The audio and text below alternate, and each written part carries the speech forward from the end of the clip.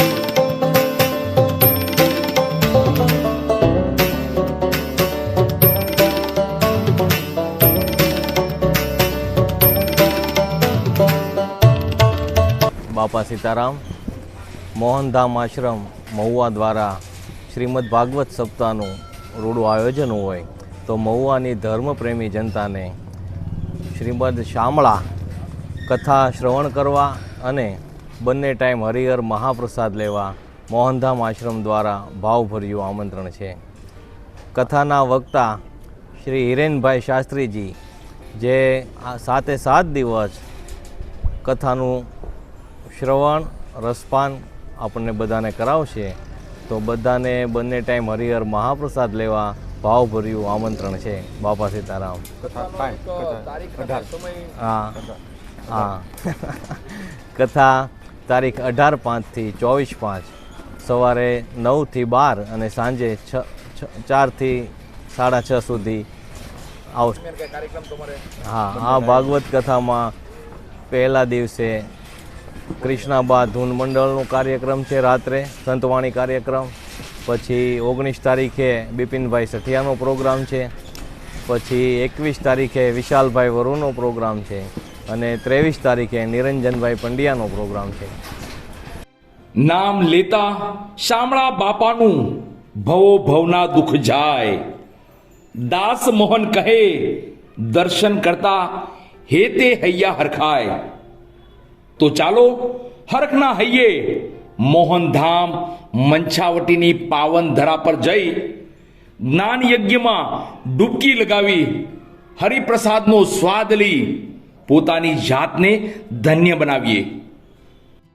મહુવા નજીકના તાવેડા ગામ પાસે આવેલ મોહનધામ મંછાવટીની પાવન પવિત્ર ધરા પર શ્રીમદ શામળા ભાગવત સપ્તાહ જ્ઞાન યજ્ઞનું સુંદર અને ધાર્મિક આયોજન થનાર છે.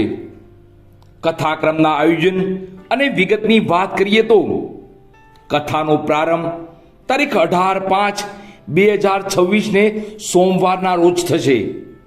તો કથા વિરામ તારીખ 24/5/2026 ને રવિવારના રોજ થશે. કથા શ્રવણનો સમય સવારે 9 થી 12 કલાક સુધીનો અને બપોરે 3:30 કલાકથી 6:30 કલાક સુધીનો રહેશે.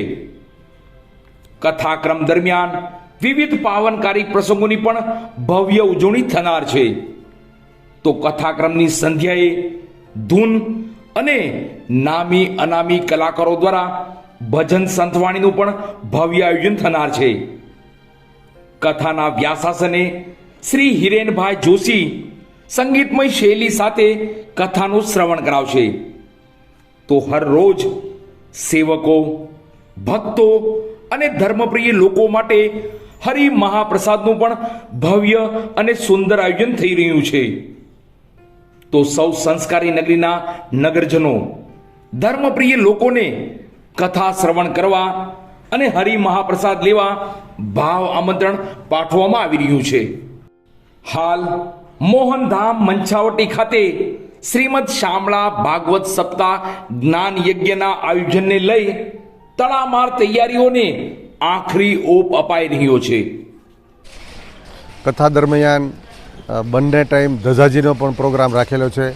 ધજાજીનો સમય સવારના 11:30 વાગ્યાનો સમય છે, સાંજના 6:30 વાગ્યાનો સમય રાખેલો છે. તો બધા ધર્મપ્રેમી ભાઈઓ બહેનોએ ખાસ લાભ લેવા નમ્ર વિનંતી છે. બાપાનું સાનિધ્ય હશે અને